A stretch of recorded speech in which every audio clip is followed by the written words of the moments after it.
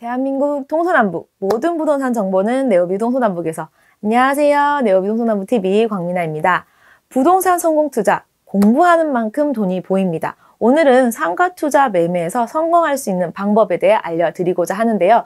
부동산 투자 진짜 특별하게 상가 투자를 시작하고 싶지만 어떻게 해야 할지 막막하신 분들이라면 오늘의 영상 꼼꼼하게 살펴보시면 좋을 것 같습니다. 영상 시청 전 구독과 좋아요 눌러주셨죠? 그럼 지금 바로 확인해 보도록 하겠습니다. 이흥준 공인중개사님 나와주세요.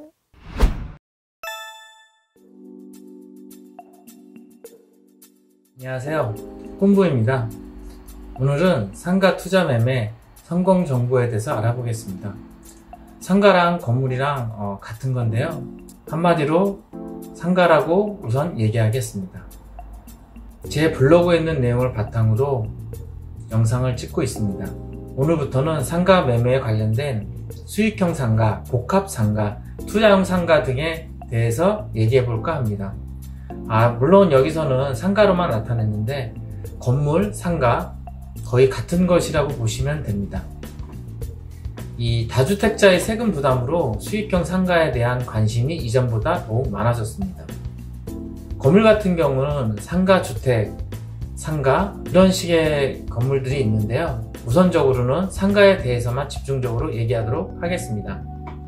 이 상가를 투자할 때 어떻게 하는 것이 최선인지, 안전한지, 수익이 있는지에 대해서 알아보겠습니다. 우선적으로는 마련할 수 있는 자금의 확인입니다. 나의 자금 확인이 필수적으로 필요하겠죠. 다음에는 투자 지역을 선택하는 것입니다. 지역 부동산 중개사무소를 방문해서 상권을 분석하고 상가 선택 시 융자, 전월세, 임차사항을 체크합니다. 각종 공부 서류 확인 후 계약을 진행하고요. 중도금, 잔금 후 소유권 이전 등기를 하고 보수사항 체크, 임대 놓기 등을 합니다. 우선적으로 마련할 수 있는 자금 확인 부분입니다. 상가를 매수하는 시작은 자금 확인 및 확보입니다. 나의 자금이 얼마인지에 따라서 상가를 매수할 수 있는 금액이 확정되기 때문입니다. 물론 내가 가지고 있는 현금으로도 가능하지만 융자, 대출, 그리고 전세금, 임차인의 전세보증금 등을 같이 체크해야 됩니다. 그것을 자기자금 비율이라고 하는데 자기자금 비율이란 건 실제적으로 내가 가지고 있는 비용을 나타냅니다. 이 대출할 부분과 보증금 부분에 대한 생각도 같이 있어야 되겠죠. 이 투자지역 선택하기입니다. 이 투자지역은 어느 지역을 선택할 것입니까?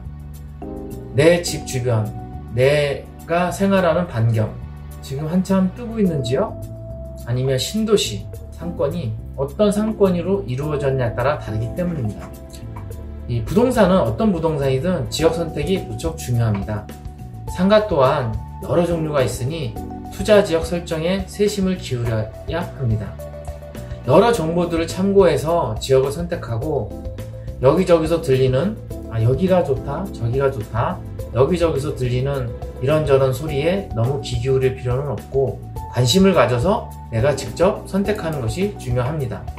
이 지역을 선택하셨다면 그 지역 중개사무소에 방문하시는 것을 권해드립니다. 요즘은 인터넷으로도 정리가 잘 되어 있지만 실제적으로 그 지역 부동산에서 개인적으로 가지고 있는 물건들도 많이 있기 때문에 직접 지역 부동산을 방문하는 것이 좋습니다. 그리고 한 곳만 방문해서 거기에서만 모든 것을 알아보려 하지 마시고 그 부동산에 나와 있는 물건들을 확인하시고 거리가 좀 떨어져도 3-4곳 정도를 더 돌아보시는 것이 좋습니다. 그렇게 돌아보시면서 주변의 상권이 어떻게 이루어져 있나, 어떤 업종이 많이 들어와 있나 이런 것들을 체크하시면서 아파트가 많은 상권인가, 오피스가 많은 상권인가, 유흥적으로 많은 상권인가, 아니면 대학교, 고등학교 등 학교 상권으로 이루어져 있나도 같이 체크를 해보시면 좋을 듯 합니다. 이 상가 선택 시 융자나 전월세, 임차사항 체크하는 부분이 있습니다. 마음에 드는 상가를 선택했을 시에는 은행에서 대출 부분 등을 체크해야 합니다. 물론 내 돈으로 100% 들어가거나 보증금을 제외하고 은행에서 대출이 필요 없을 때는 은행에 가서 대출을 체크할 필요는 없겠죠. 그렇다면 임차인들의 현재 전월세의 상태를 체크해야 합니다. 전월세 및 대출 금액에 따른 수익률이 다르기 때문에 수익률 체크는 필수로 해야 되는 사항입니다. 그리고 계약서와 실제 임대사항이 다를 수 있으니 계약서상과 실제 임대사항도 체크를 해야 합니다. 각종 공부 서류 확인 및 계약 진행. 이 매수하는데 자금 문제가 없을 시에는 공적 장부를 확인해야 됩니다.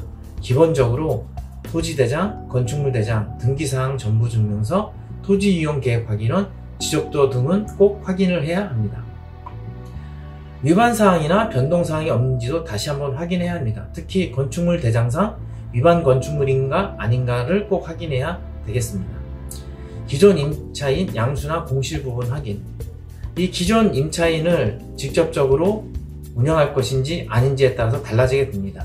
내가 이 상가를 매수하거나 건물을 매수했을 때 내가 이곳에 직접 사업이나 장사를 할 시에는 기존 임차인이 나갈 수 있는지 퇴거할 수 있는지를 알아보아야 할 것입니다. 중도금 잔금 후 소유권 이전 등기. 계약서 작성 시 등기 권리증을 꼭 확인해야겠죠. 확인하면서 여러 명의 소유일 경우에는 권리사항 등 중도금, 잔금 일정 등을 잘 조율하고 확정지어야 되겠습니다. 그리고 잔금 전 꼭 임대차 부분이나 공적 장부를 한 번 더 확인해야 합니다.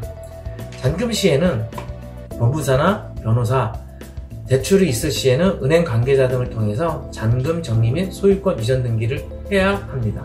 더군다나 건물이나 상가에 대출 등이 남아있을 때는 그 대출금의 정리를 꼭 확인해야겠습니다. 이제 등기를 치고 나서 인수사항 체크를 하는 것이 있는데 실제적으로 직접 찾아다니면서 인수인계 후 세부적인 사항을 체크해야 합니다. 그러면서 건물 같은 경우는 보수사항도 체크해야 되고요. 상가 같은 경우도 구분상가나 이런 경우는 관리실에서 체크를 다 해놓긴 하지만 직접적으로 보수사항도 체크해보는 것이 좋습니다. 공실인 경우에는 임대사항을 어떻게 할 것인가 체크하고요. 전체적인 유지보수 관련 비용 드는 것도 한번 체크해야 되겠죠. 혹시라도 모를 다른 변동사항이 있는지 다시 한번 계약서와 체크를 해야겠습니다. 여러 임차인들이 있을 시에는 여러 임차인들의 계약서 작성과 소유주가 변동되어 있는 것을 알리는 것도 중요한 한 가지 일입니다. 위와 같은 순서로 진행된다고 보시면 됩니다.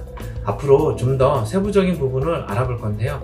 우선 기본적으로 상가는 수익률도 계산할 수 있어야 합니다.